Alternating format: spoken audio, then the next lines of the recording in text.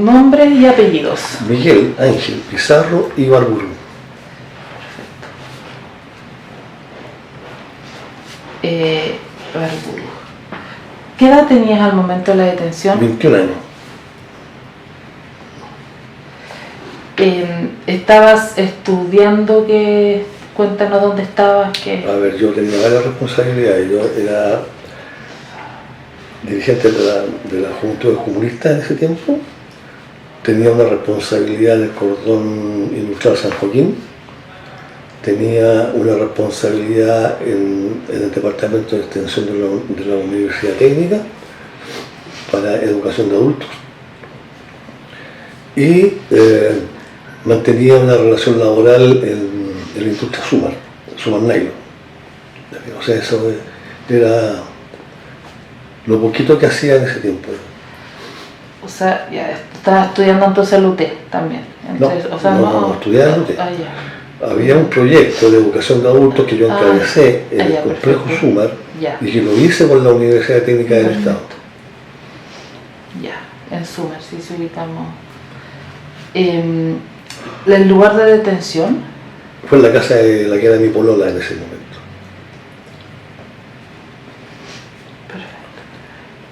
¿Y la fecha de detención? La noche, la madrugada del 4 al 5 de octubre del 73. Ya. ¿La militancia entonces Juventudes Comunistas? Sí, ya. Sí. Perfecto.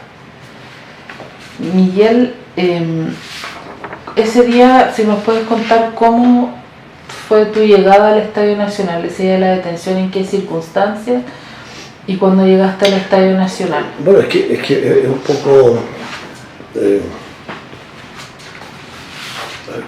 un poco intrincado el fenómeno, porque fue detenido. Mira, el día del golpe, la gente de la industria Sumar, donde yo trabajaba, tenía que volver a su casa y por un problema de toque de queda quedó dando vueltas en el sector. En la casa que estaba casi al frente de la industria se refugiaron muchos trabajadores. Sí. Pero eso era por razones de seguridad, en ningún caso para hacer resistencia. Porque eso de la resistencia en la legua es otra historia que también he logrado conocer. Pero específicamente por qué fui detenido, esa gente, esos compañeros se quedaron ahí. ¿Qué ocurrió? Muy loco todo esto.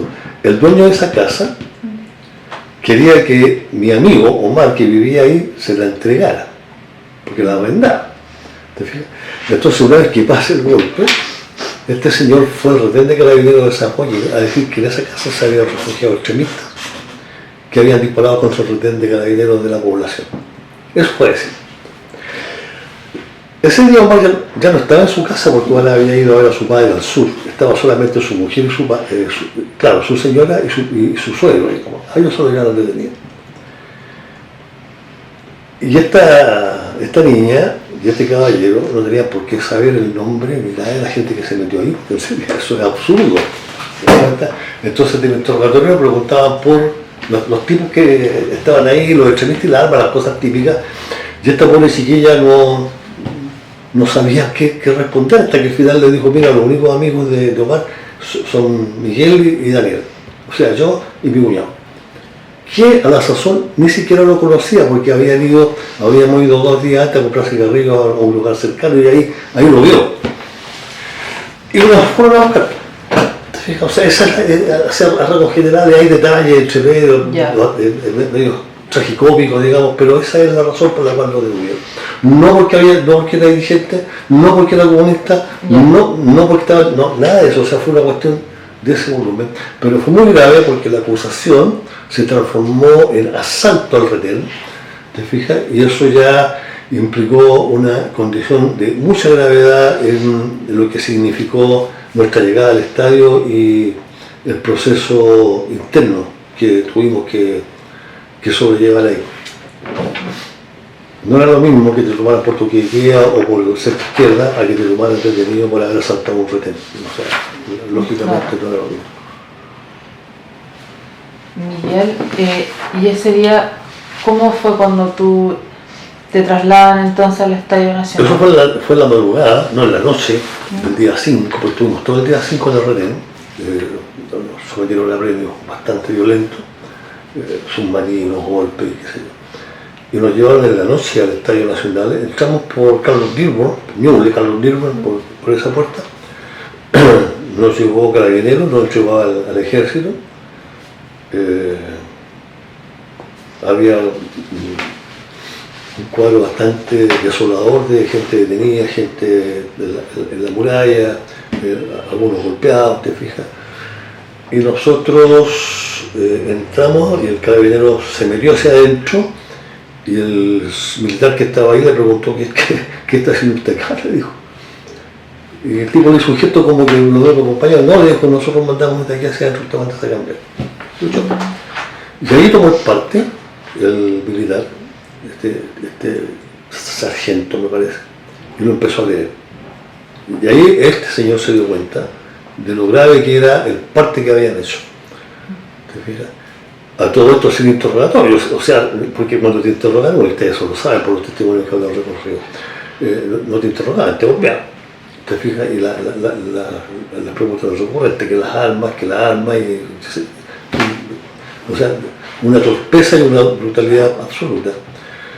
Por lo tanto, sin que te dieran la oportunidad de demostrar nada, ¿te fijas? Te llenaron el parte con lo que se les ocurrió. Entonces cuando este militar lo lee, me queda mirando y me dice, es un garabato, me dice, hasta que vienen pesados, cabrón. Y yo le digo, dentro de todo mi nerviosismo, porque la tarde, la de noche, lo habíamos golpeado, le digo, pero eso que dice ahí no es cierto. No es verdad. Y mira, él tomó el parte así, ¿te fijas? Levantó un legajo de papeles y lo metió abajo. Creo que ese procedimiento no era el que tenía que haber cumplido él, en ese contexto. ¿Te fijas? Y nos dijo, ya váyase a la escotilla. Y nos mandamos a la escotilla 3. ¿Te fijas? Así llegamos hasta ahí. O sea, ese fue el proceso. Ahí, como te digo, hay una situación que yo siento que ese militar pudo haber actuado de otra manera, no pudo haber estado fusilado. Y a él no le había pasado absolutamente nada en ese entonces. Pero él tomó otra decisión, de la cual nosotros obviamente estamos muy agradecidos porque nos damos cuenta que las cosas estaban muy difíciles en ese momento. Sí. Miguel, ya estando acá en el estadio, ¿recuerda los lugares donde lo trasladaron? ¿Escotilla 8, algún camarín 1, 3, como escotillas? A ver, mira, yo estuve primero en la escotilla 3. ¿Ya? Sí, la escotilla 3. Después fuimos a interrogatorio el día 8 de octubre, nos interrogaron. O sea, otra vez te vuelvo a decir lo mismo. Es un eufemismo hablar de interrogatorio. O sea, lo correcto es decir, los torturaron el día 8. Porque no hubo o sea, o saber lo mismo. Que las armas, que esto, que otro, que sé yo, una presencia, cosa horrible ahí. Te fijas, llanto de mujeres que están a punto de ser violadas, una señora que decía, pero usted puede ser mi hijo, y mira, no, una cosa espantosa. Yo cuando me llamaron al disco negro, que eso, del disco negro usted tiene que haber oído hablar. Había unas niñas del Instituto Nacional de Estadística que pensaban que a mí me llamaban para dejarme en libertad. No sé qué se le ocurrió eso. Y me dicen, los compañeros, me dicen, usted sale y avise que estamos nosotros aquí. Somos del Instituto Nacional de Estadística y a nosotros nos han violado a todas. Eran como 5 niñas bastante jóvenes. Yo lógicamente no tuve ninguna oportunidad de poder hacer algo por el estilo, ¿te fijas? Solo que registré el hecho como una cosa terrible que estaba ocurriendo ahí. A mí me interrogaron en la tribuna, porque fueron carabineros los que me interrogaron a nosotros. En tribuna ya. Claro, no en el velódromo. Que creo que fueron las casetas de transmisión, me imagino, porque te agarraban de la cabeza, te ponían una capucha y te empezaban a dar vueltas por unas escaleras que finalmente te desorientaban. pero fue en el Estadio Nacional, en la tribuna.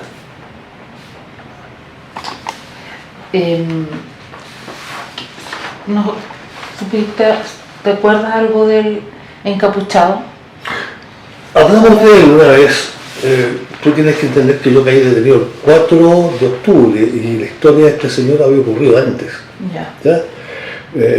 La historia del encapuchado se centra más en el mes de septiembre. Perfecto. ¿Te fijas? Nosotros llegamos en octubre, por lo tanto esta historia de este señor ya había ocurrido.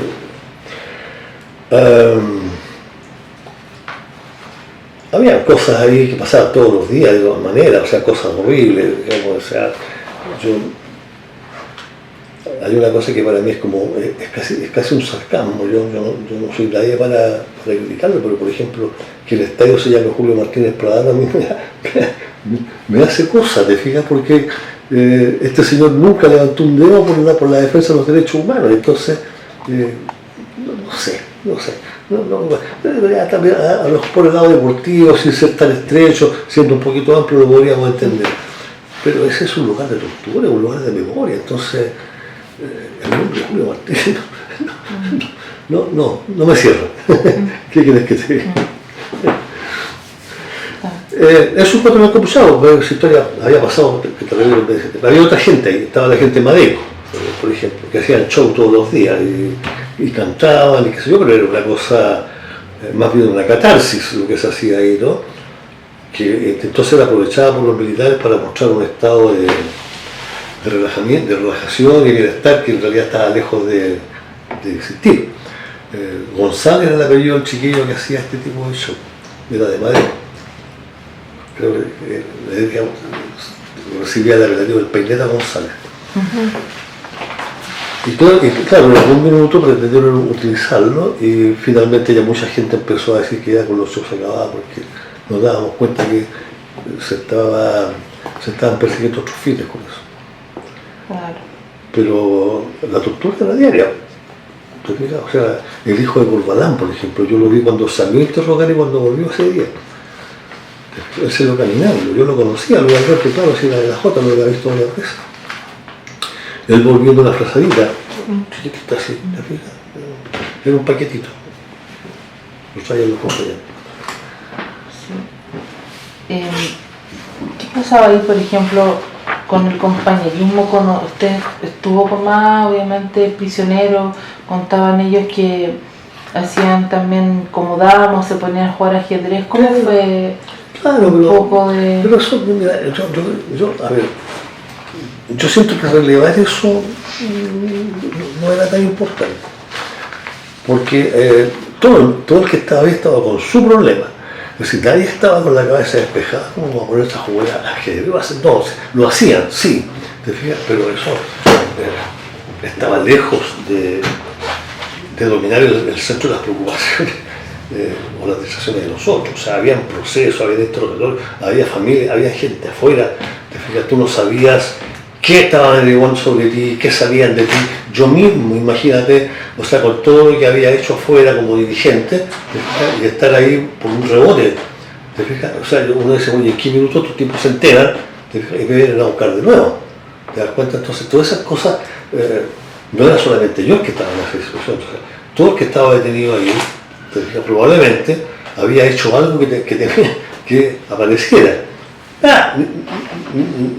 Nada que podía ser llamado delito si finalmente ser parte de un gobierno no es un delito.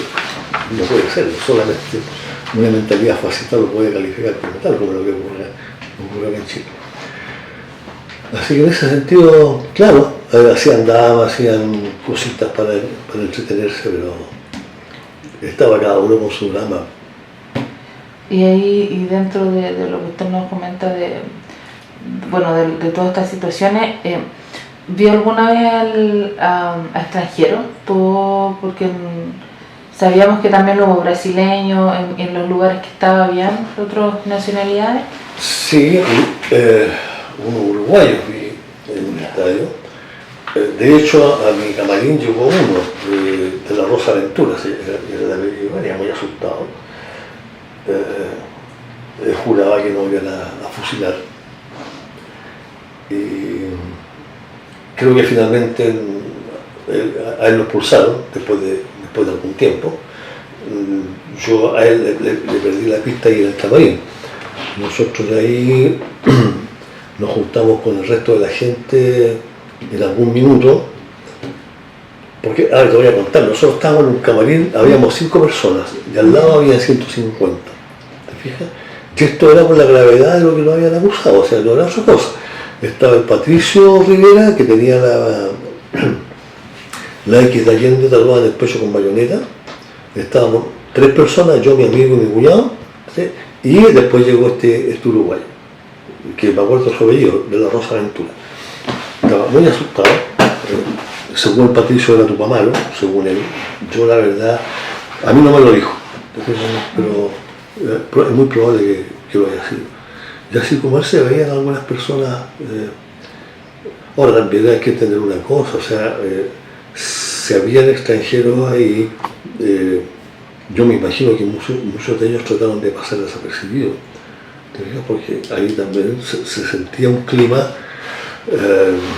de mucha xenofobia contra el extranjero, o sea, sobre todo si parecía cubano, o sea, eso era pasaje a la muerte, pero de inmediato.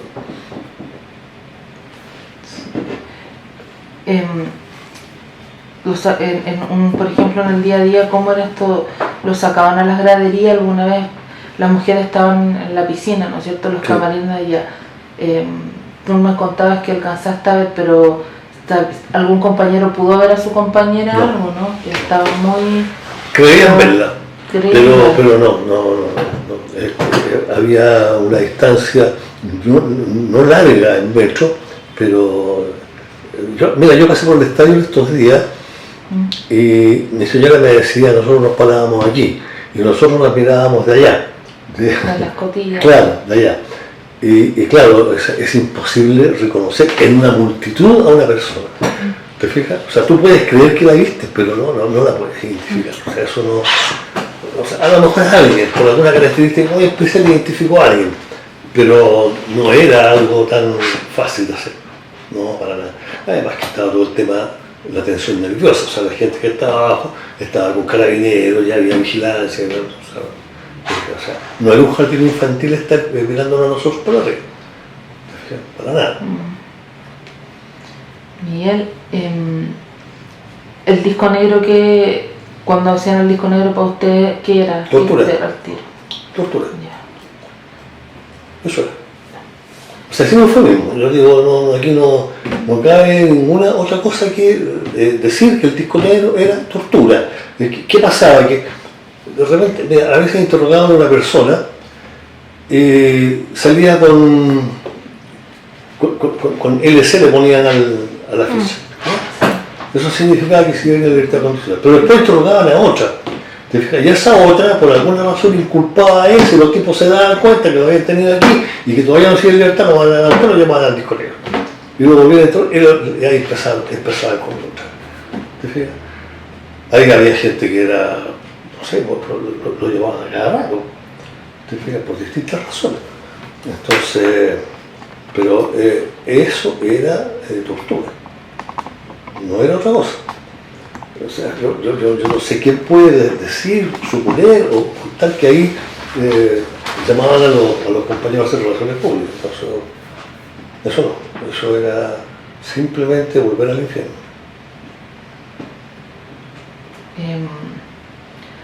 En las tardes contaban a veces, por ejemplo, que estaba el tema del pasto y empezaba como un señor y gritaban gol.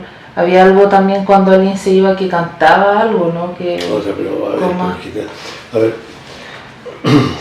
yo soy una persona que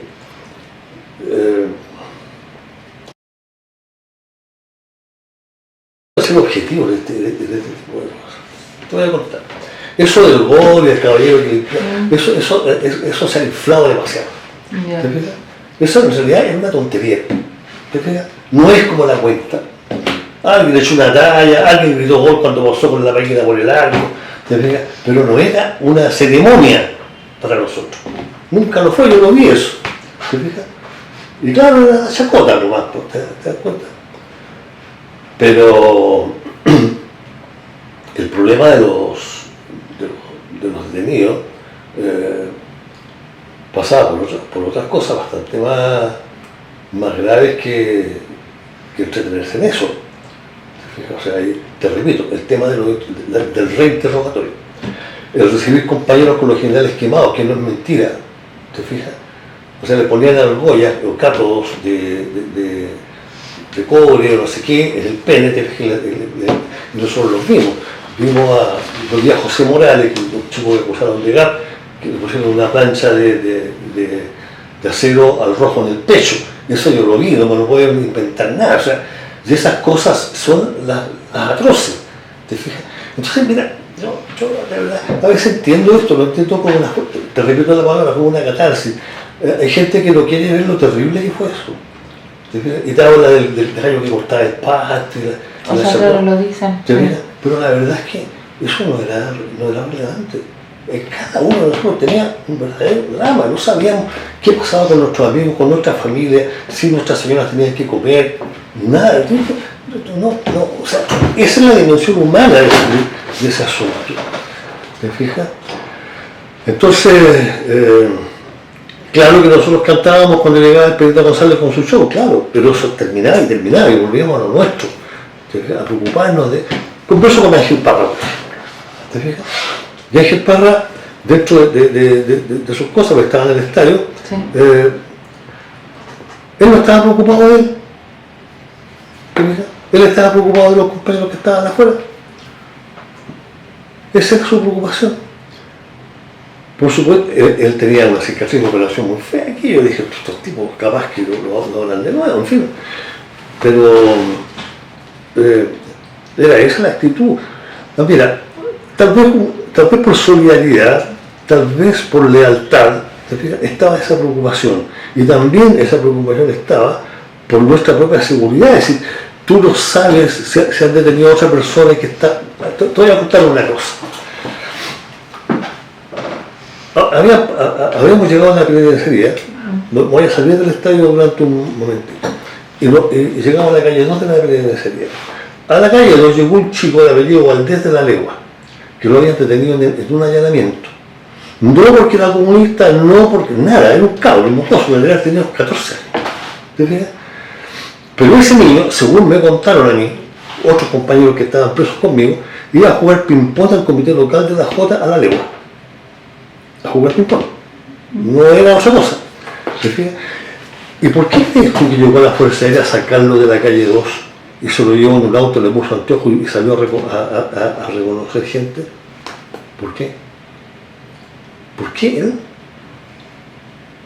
¿Te fijas? Y resulta que 2 días después aparece, 2 o 3 días después aparece el Plan Leopardo. ¿Te fijas? Claro, este niñito conocía a todos sus cabros, a Luis Orellana, al Pedro Rojas, te fijas, al Lalo Quintero, a todos los cabros que mataron, al Raúl San Martín, a todos los cabros que murieron en el Plan Leopardo. Y cuando llegó a la universidad oye, no salimos, y el cabrón era muy ingenuo, y dijo, yo le mostré la casa donde vivía. Entonces, mira, aquí hay 2 cosas, Alejandra, que a mí de repente me molestan un poco. La victimización nuestra, el extremo. Yo vi a los viejos ahí ese día que fui al estadio, yo los miraba y veía la derrota todavía en sus caras. ¿Te fijas? Y yo decía a estos viejos, cuando hablan con sus nietos, ¿qué les resultan? Si les resultan derrotas no están ayudando mucho. ¿Te fijas? Si les resultan dolores tampoco. Entonces, habiendo tareas nuestras que no hemos podido reencantarlas, básicamente porque, además de todo esto, el Estado de Chile no ha cumplido con ninguno de los acuerdos internacionales en materia de reparación. ¿Sí de qué estamos hablando? Si esta cuestión también es así de grave. ¿Te fijas? O sea, el 60-147 que Chile firma en Naciones Unidas para reparar justa y oportunamente, Una noche los pastores, pues. ¿Te fijas? Entonces te tramitan y ocurre que hay 1, 2, 3, 4, 5, 6 organizaciones de expresos políticos, ¿te fijas? Y cuál de todas, digamos, puede estar más o menos cooptada por el mismo gobierno. ¿Te fijas? Porque a ningún gobierno le interesa, digamos, que los expresos políticos le hagan ahorita. Pero tampoco han reparado. Ya están, pues, ¿te das cuenta? Entonces, mira, hay una situación ahí muy, muy jodida. Entonces, claro, yo soy, en relación a los viejos, yo soy joven. Yo le decía a mi mujer, mira, los cabros que tenían 40 años, 76, son viejos de 80 y más. Yo tenía 21. Entonces, yo estoy mentalmente sano, con la memoria fresca, para recordar cada uno y todos los pasajes de lo que nos tocó vivir. ¿Te fijas? Pero estoy con la indignación y con la rebeldía viva.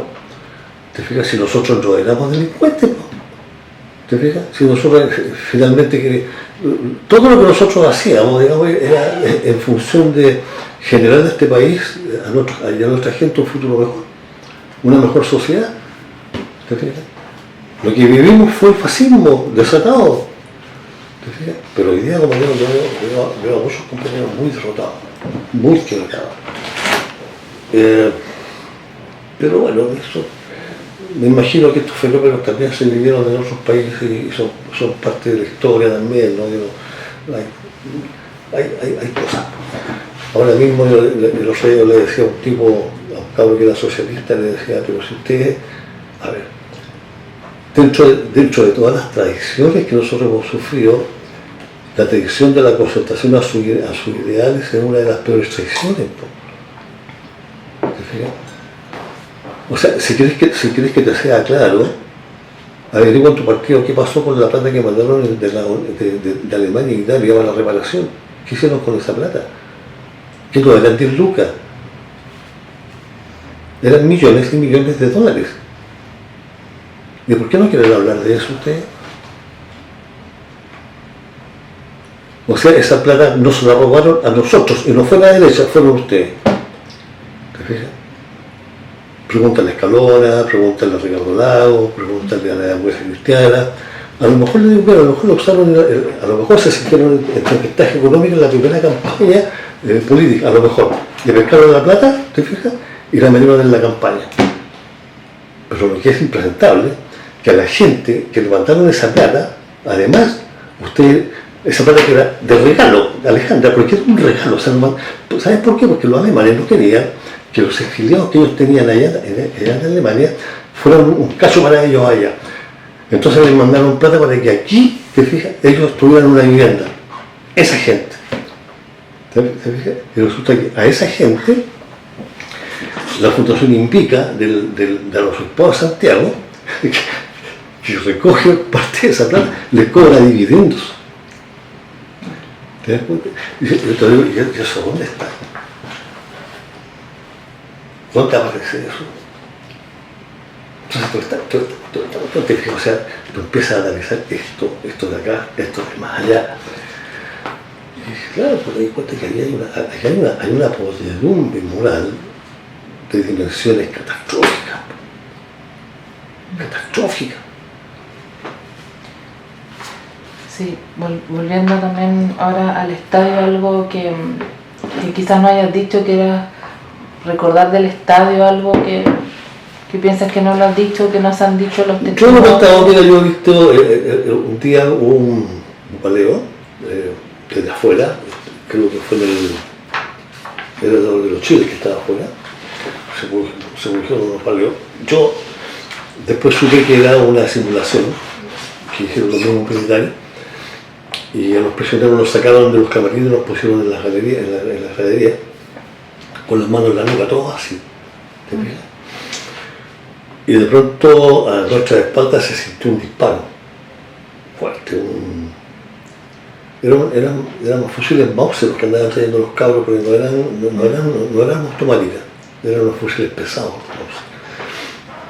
Y a mi lado, o sea, estoy sentado aquí, un poquito más allá, estaba Jaime López, un cabro de Madeco. Entonces, de pronto llega el suboficial Allende, así se llamaba, el que estaba a cargo de ese grupo de presos, y le toca el hombro a él y a otro cabrón más, y los lleva a los baños. Y ahí estaba uno de los detenidos, uno de nuestros compañeros, herido de un disparo del Mauser. Entonces, ¿qué había pasado? Que este niño se puso nervioso. Él, ¿se fija? No cumplió con la orden de venir a sentarse a la gradería. Los compañeros que lo habían visto antes dicen que andaba muy alterado, y el cabro que le disparó más alterado todavía.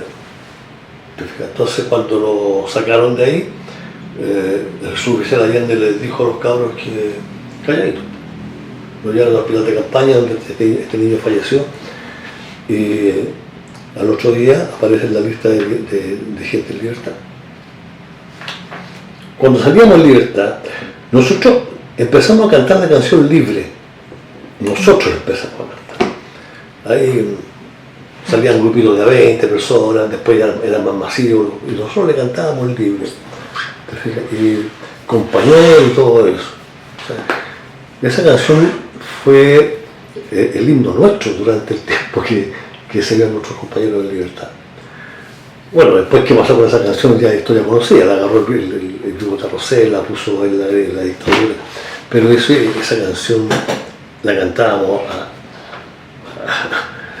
a pesos partidos cuando salían de libertad.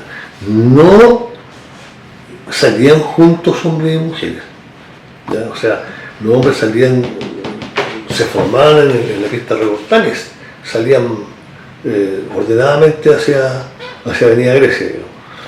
Las mujeres me imagino que desde el velódromo, hacia Pedro de Valdivia, supongo yo, eso no lo tengo muy claro.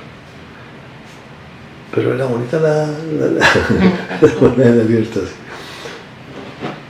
Algo más de que sientes que no se haya dicho en un testimonio de lo que tú hayas podido recabar o quisieras contar.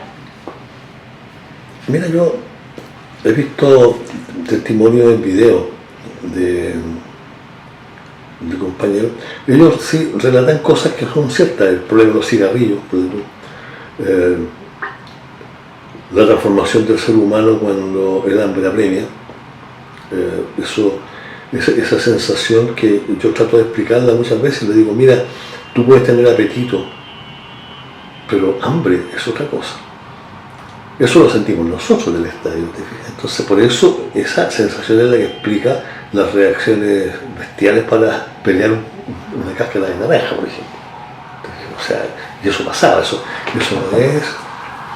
no es un invento. No es que alguien diga, no, están exagerando. No, es verdad. O sea, si habían 60 personas y había una naranja, había que dividir no sé cómo en 60 partes. Eso ocurría. La labor de la Cruz Roja, no muy bien entendida en algún minuto, porque la Cruz Roja agarraba los paquetes, te fijas, y claro, había familias económicamente en mejor posición que otras y mandaban más cosas al preso, le mandaban, no sé, pues sándwich de plata, cigarrillos, la Cruz Roja pescaba el paquete y lo repartía. Pero eso se entiende, o sea, está dentro de lo que había que hacer. Egoísmo, cobardía también, habían actos de cobardía entre nosotros. Gente que ahí mismo gritaba, yo no tengo nada que ver con esta cuestión, y a mí si me preguntan yo voy a decir, voy a hablar todo lo que sea. Eso yo lo escuché en muchas personas. Que también, cuando tú lo miras después, pero sí, también es normal. Si esto, ahí había de todo. Ese grupo, el del Estadio Nacional, no correspondió a una detención selectiva, si todo el mundo lo sabe, si eso fue al norte, la detención selectiva empezó después. Entonces, no era raro que hubieran actitudes de ese tipo. Si lo extraño, por llamarlo de alguna manera, es la violencia y la tortura, que en ese minuto, digamos, en ese contexto tú no la puedes entender. Después sí. Después tú te das cuenta que ese mecanismo de tortura corresponde a un propósito de asustar, de imprimir a la gente. Porque cada uno de nosotros que salió de ahí empezó a difundir la tortura como una posibilidad cierta para cualquier persona que te requiriera la norma militar. Y eso es miedo.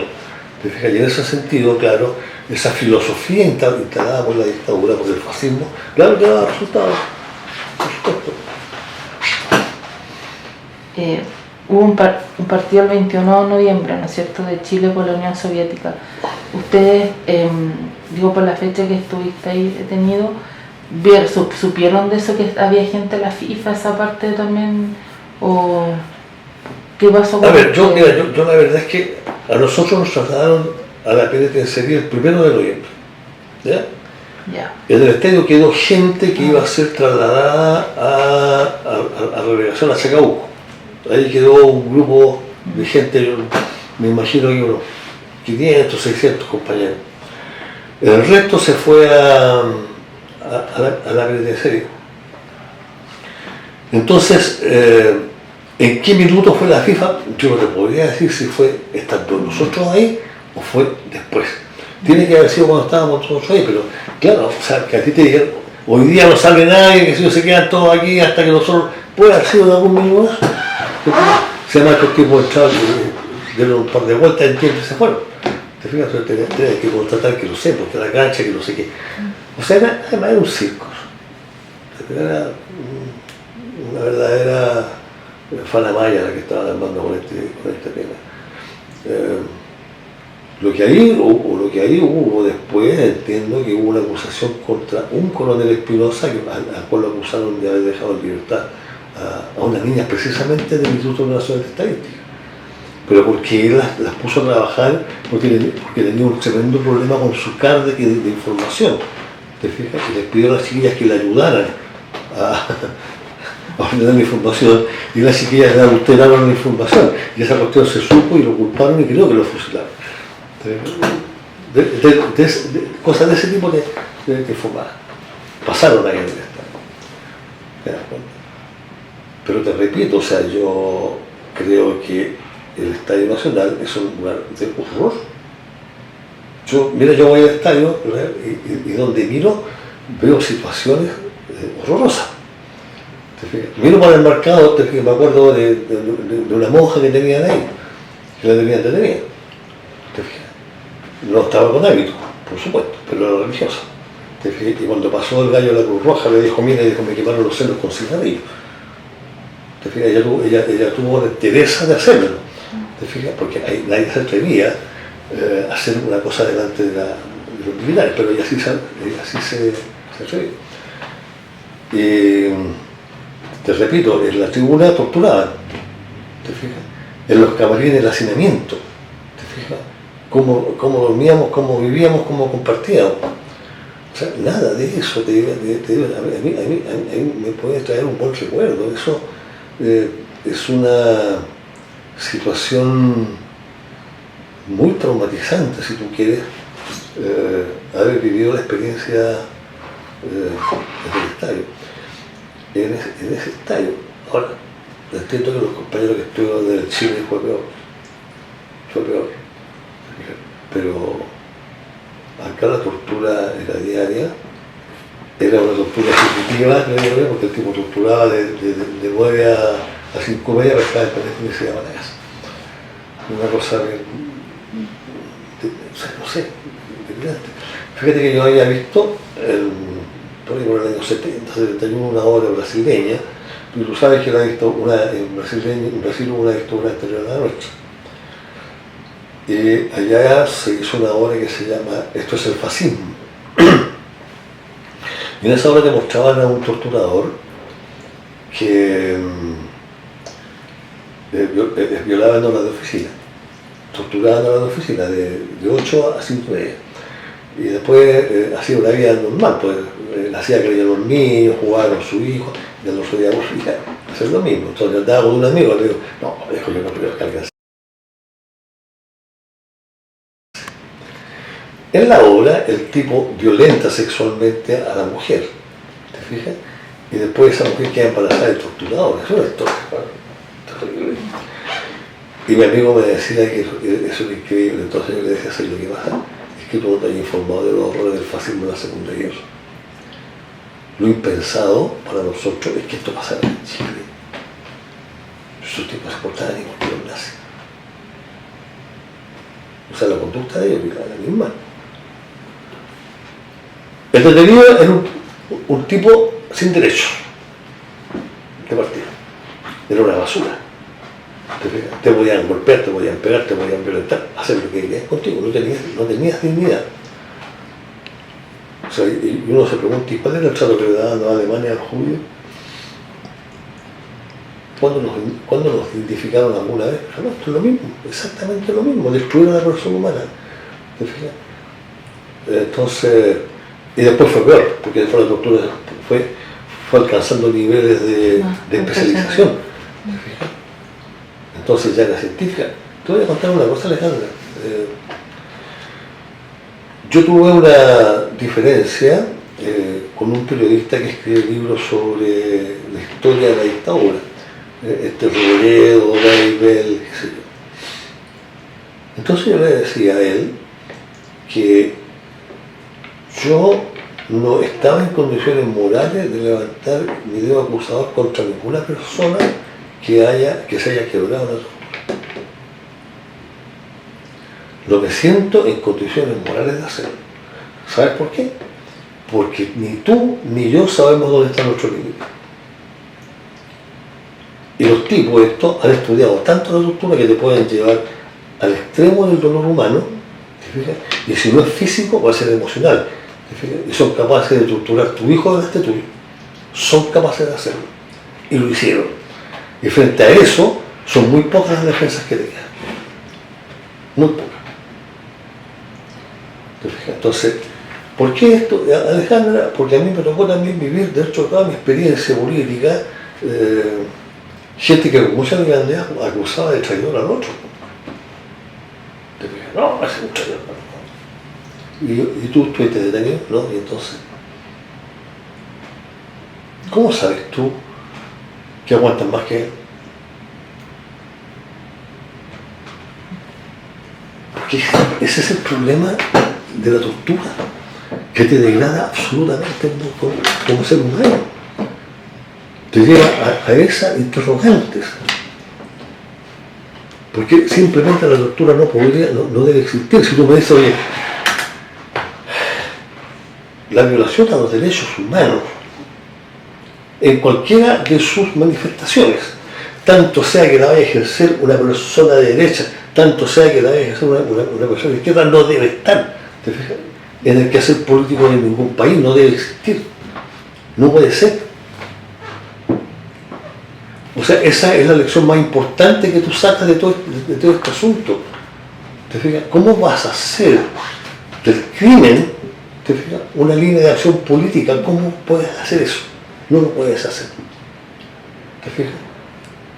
Tú puedes debatir, tú puedes llevar las cosas, te puedes enojar, te puedes violentar, puedes insultar, si tú quieres, pero nunca violar los derechos humanos de la persona que está frente a ti, nunca. Y eso te digo, en Chile no se ha aprendido. No se ha aprendido. Hay un periodo de negacionismo brutal. Gente que se burla. Esa señora de la París abandonada tirándole un huesito en algún minuto a los familiares de las víctimas. Es asqueroso. No, un senador, no, esto no pasó, esto es mentira, esto es un invento. Entonces, ¿cuál es el problema de eso? Que si este país no reacciona, esto va a volver a pasar. Y ahora cuando uno habla de país, lo que uno espera es que sean las instituciones las que reaccionen. Porque mira tú, ¿cuántos civiles cómplices de la dictadura militar han cumplido condena por violación de los derechos humanos? ¿Cuántos? Yo conozco uno, Francisco Luzoro, de Lonquén. Uno solo. Y el resto, todos militares. Un milico. Entonces, ¿cuál es el problema? Diciendo las cosas en castellano, la burguesía saca la castaña de la mano del gato con los militares, ¿te fijas? Hace la ganancia, ¿te fijas? Y los costos los pagan los milicos. Lo que uno se pregunta, ¿los milicos estarán dispuestos otra vez a hacer lo mismo? Y van a ponernos a ver la cara para salvar los intereses con todo lo que eso le ha significado en términos de prestigio. Yo me lo pregunto. Ahora, la mano de la CIA es muy poderosa. La mano de la CIA puede meter otra vez, ¿te fijas? No, este milico es agente de la CIA, así que ya, pongámosle ficha ahí, no sé. Es poderoso. No hay que olvidar que tenemos un enemigo externo muy importante, que es el imperialismo. La gente no repara mucho en eso, pero es que es cierto. Fíjate que yo, el año 72, 73, un amigo mío se me fue al MIR. Se me fue. Yo con el MIR tuve diferencias toda la vida. Montones de razón. Yo te comentaba que yo estuve en el cordón industrial San Joaquín, pero mi pega ahí era abastecimiento de combustible. Entonces mi trabajo era evitar que cualquier empresa del sector se parara por falta de energía. Eso era lo que yo tenía que hacer. No tenía nada que ver con la copia de municiones, ni pistolas, ni rifles, ni escopetas, ni cañones, nada. ¿Te fijas? Algo absolutamente asociado con el propósito del gobierno de la Unidad Popular. ¿Te fijas? Pero todos esos caballeros venían con el discurso de las armas. Tú sabes que, mira, pues es que, voy a decir una realidad. Cuando a Leonardo Schneider lo entrevistan, Leonardo Schneider era de la Fuerza Central del MIR, y además yo estuve preso con uno de ellos también, con un primo de Bautista Banchoa. Él dice, nosotros teníamos 15 armas largas del MIR. Y toda esa parafernalia que armaste, ¿te fijas? De vida armada y qué sé yo, con 15. O sea, te das cuenta que era absurdo, desproporcionado, ridículo. ¿Te fijas? Me acuerdo que Luis Figueroa, que era presidente de la Corte en ese tiempo, le dijo al MIR, ¿ustedes creen que el proceso revolucionario en Chile empezó cuando ustedes se fundaron? Y la Escuela Santa María y Ranquil, y todas las luchas obreras que han venido, que empezaron a ocurrir desde ese momento hacia adelante, todo eso es parte de las luchas de la clase trabajadora. ¿Te das cuenta? Entonces, la barbaridad que te voy a decir, el MIR no tuvo ni una sola acción ofensiva contra la dictadura, ninguna. Todas las historias que se cuentan sobre el MIR tienen que ver cuando lo descubrieron en alguna casa de seguridad, ¿te fijas? O arrancando. Pero yo no tuve ninguna acción. Distinto es el Frente Patriótico en otro momento y en otro contexto. ¿Te fijas? Es otra cosa. Entonces, yo digo, estaba leyendo ahora las grandes traiciones de la historia, estaba leyendo, antes de ir por acá, el discurso de Miguel Enrique en agosto de 73, completamente fuera de foco. ¿Te fijas? Pensaba que este país estaba pero absolutamente maduro para la revolución en agosto del 74, cuando estaba la dictadura. ¿No? Entonces, era una cantidad de desaciertos y cosas. ¿Sabes cuál es la más, Alejandra? Que eso costó la vida de mucha gente joven muy valiosa. Perseguido, asesinado. Eso.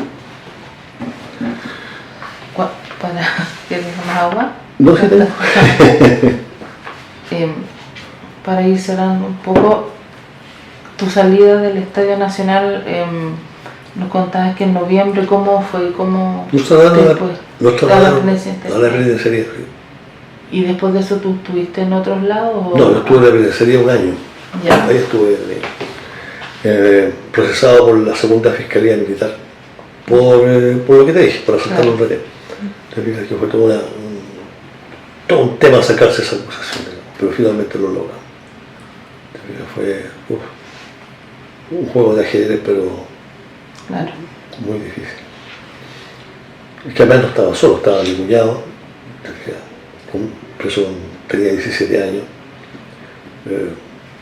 Él había presenciado algunas cosas, él trabajaba en las obras políticas. Mira, lo que pasa es que el día 11, a mi empresa, la planta de nylon, llegó una camioneta con armas.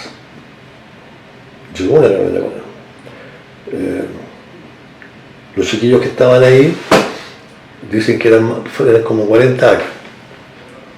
Pero resulta que en mi empresa a las 10 de la mañana, a las 10 y media, se había realizado una reunión, una asamblea. Y se había determinado no poner resistencia al golpe. Esto es la planta nylon de Sumar. Es la nylon de Sumar. Porque no teníamos armas, simplemente no había antes. Cuando llegan esas 40 armas, digamos, a destiempo, y ya la gente ya se había desmovilizado. Entonces, se fueron a la planta poliéster, estaba mi cuñado ahí, porque mi cuñado trabajaba ahí, y mi suegro era portero. ¿Te fijas? Entonces ellos vieron toda esta cuestión. Y llegaron esas 40 metralletas y las bajaron ahí, y la gente de Sumar Poliéster recibió esa. Entonces cuando al tirado lo interrogan, él dice lo que vio. ¿Te fijas? Y bastó que dijera eso. Todo lo demás. ¿Te fijas? Entonces, claro, él no podía saber. Nadie podía saber. Que en esa instancia no tienes que decir nada.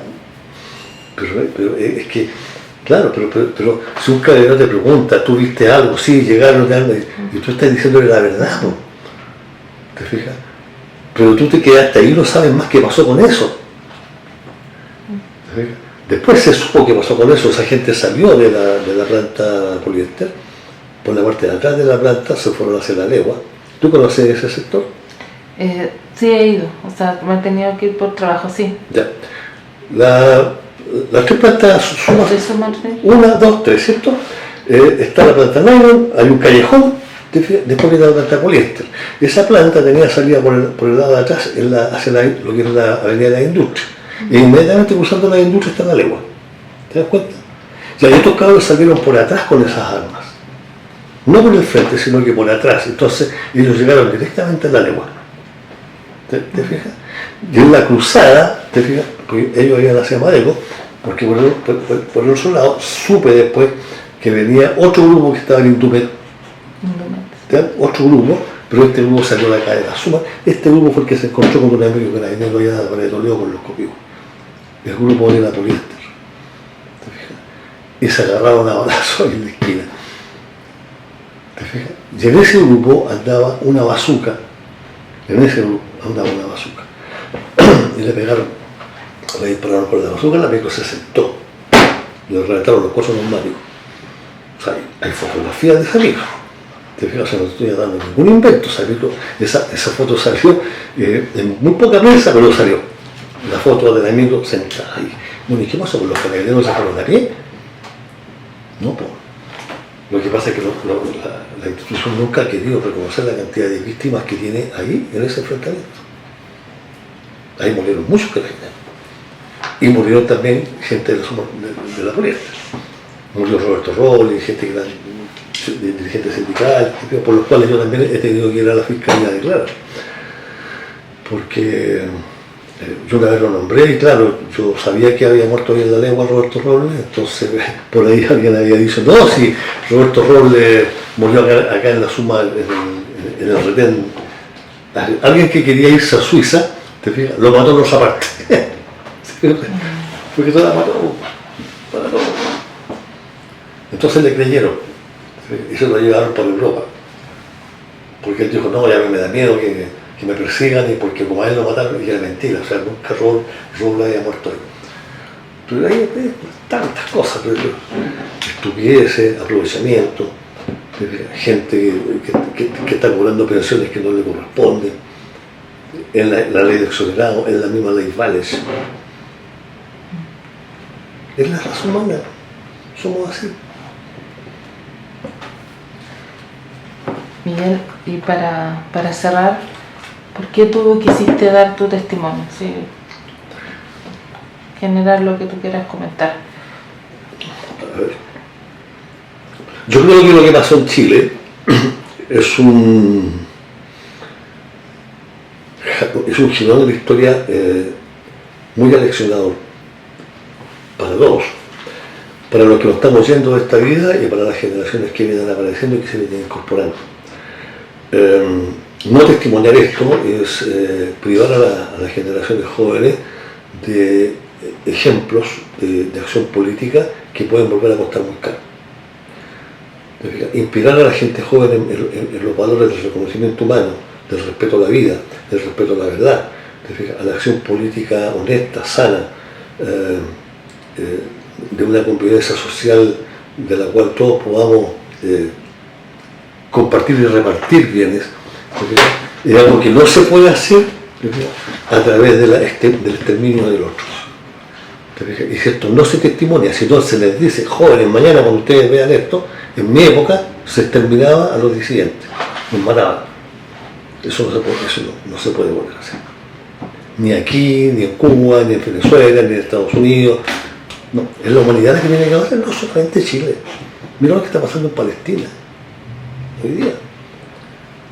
Nosotros le dije, oye, aprendemos o no aprendemos. De pronto uno siente que los estándares van subiendo, ¿no? O sea, cada vez nos estamos poniendo más exigentes en pedirle cosas al mundo militar. Pero nos cuesta mucho terminar con el militarismo. Si estos tipos tienen el mundo colgando, en cualquier momento se les escapa una bomba atómica y ¿de qué estamos hablando? Y no les importa. Yo creo que el mundo va a cambiar, fíjate, cuando el mundo, la humanidad, tenga una burguesía que entienda finalmente que es bueno compartir, que es bueno distribuir, que la acumulación insensata de riqueza no tiene ningún sentido. ¿Para qué? ¿Para qué? Si tú le garantizas una calidad de vida a la gente hoy día, tú viviendo bien, con comodidad, con tu riqueza, ten la seguridad de que tus hijos van a disfrutar de lo mismo después. ¿Para qué acumular esa cosa así? No, estos rocos no le demos nada, no, ¿cómo se le ocurre? No, sindicatos no, tampoco, con esta porquería de constitución, ¿te fijas? Si no estás en un pliego de peticiones no puedes hacer huelga. No se pueden abusar de ti, te fijas, te pueden acosar, te pueden... cualquier cosa, no, eso no es motivo de huelga. No puedes ser solidaria con ninguna compañera o compañero por este tipo de cosas porque la Constitución te lo va a impedir, va a ser inconstitucional. ¿Te fijas? Entonces uno dice, este país, ¿cuántas cosas han hecho mal para que lleguemos a esto? ¿Qué pasó? Que la gente votó por esto, desgraciado. Mira, yo una vez, estoy comprando en la feria, entonces una señora dice, no, me dijo, yo voy a votar rechazo, dijo, porque Boris no me mejoró la pensión. No sería todo, ¿qué le hay que decir? Señora, pero es que no tiene nada que ver con eso. O sea, ya con esos niveles. Mira, cuando uno se pregunta desde el punto de vista del marketing político hacia dónde se dirige la propaganda de la derecha, es hacia los más ignorantes. A la derecha no le interesa con su marketing convencerte a ti, ni a mí. No, le interesa el tipo que lo lee, ¿te fijas? Con un mensaje rápido, que no necesite un doble pensamiento, ¿te fijas? Instantáneo, así, al instinto. Y ese tipo empieza a transmitir eso, automáticamente. Yo lo pude comprar hoy día mismo, ¿te fijas? O sea, yo le hice un comentario a un tipo relacionado, le puse el reglamento de la derecha con el que pretende a todos los chilenos. Y un tipo me dice, ¿lo leíste? Y yo le digo, ¿necesitas leerlo? Si cuando tú te das cuenta que él lo hizo, eso debe ser cuenta hacia dónde se dirige esto. Pero la gente no, o sea, no toda la gente, porque sería injusto decirlo, pero no se informa muy bien. Además los medios están todos manejados. Hoy día en la mañana se cuenta cobertura, no sé si ustedes vieron la cobertura del lanzamiento de la cuestión, te fijas, y todos hablando, ¿no? La libre elección en salud, ¿no? ¡Qué maravilla! Decía uno.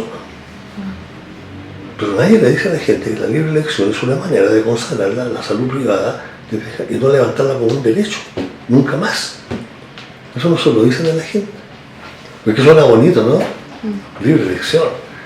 Entonces el otro dice, no, es que yo la libre elección, no, digo, caballero, tú no te podías tener una clínica privada a menos que te agarre GES. Claro. Ay, ¿qué GES? ¿Viste? Entonces, ¿cómo es esto? O sea, ¿cómo han desconstruido? Porque, mira, Alejandra, en mi época, cuando yo tenía 21 años, cuando yo era dirigente sindical, los trabajadores eran personas informadas. Ellos eran sujetos de debate. Un trabajador se podía parar frente a ti, te podía discutir políticamente todos los temas. Hoy día no. Además que hoy día la clase obrera se terminó, no existe. Hay trabajadores, pero no hay clase obrera. Ustedes son jovencitas, pero Sergio del Castro y Fernando Lenin dijeron un día, por allá por el año 80, en Chile no se va a producir nada que no se pueda comprar más barato afuera. Ese fue el principio. Entonces, se acabó el policalzado, se acabó la mecánica, se acabaron los textiles. Y empezó a llegar basura de afuera. Y mientras tanto acá, se sentía. Llegamos al año 82 con una crisis económica espantosa, digamos, con la gente trabajando en el PEG y en el POG. ¿Te fijas? Y todo el mundo aquí, la derecha, aplaudiendo. Claro, porque mientras tanto pasaba eso, ellos se estaban quedando con la empresa. ¿Te fijas? Entonces, cuando hablé con un viejo del Estadio Nacional, digamos, ay, de mí. Se quejan mucho. Yo digo, no, compañero, levántese. Reclamen, compañero, reclamen. ¿Sabe qué? Demanda al Estado. Si usted siente que no le han pagado, que no lo han pagado, demándelo. Yo no tengo demandado. Yo demandé al Estado. Porque considero que el Estado a mí me debe. ¿Te fijas? Yo fui torturado. Yo el Estado a mí no me ha reparado. ¿Tú sabes cuáles fueron los costos de nosotros cuando salimos de libertad? ¿En qué crees tú que podías trabajar un expreso político en dictadura? A nosotros nos lanzaban a la cesantía. Tú donde fueras a buscar trabajo, te informaban en una oficina que tenían estos tipos de almacén, de no sé qué, que tú te habían echado de suma y hasta ahí llegabas. No podías trabajar. Eras un paria. ¿Te fijas? Entonces estos viejos vienen arrastrando la pena desde ese tiempo. El daño económico, moral que se les hizo. Pues, yo me pude parar, porque era joven, pero a lo mejor se tenía 40 años y si quería más grande a lo mejor no habría podido. Tuve más tiempo, Alejandra. Ellos no.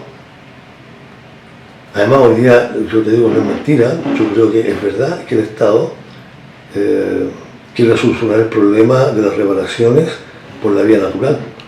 ¿Cuál es la vía natural? Que se mueran los viejos. ¿Te fijas? Se mueren los viejos, se acaban las reparaciones. Pero eso también es una inmoralidad.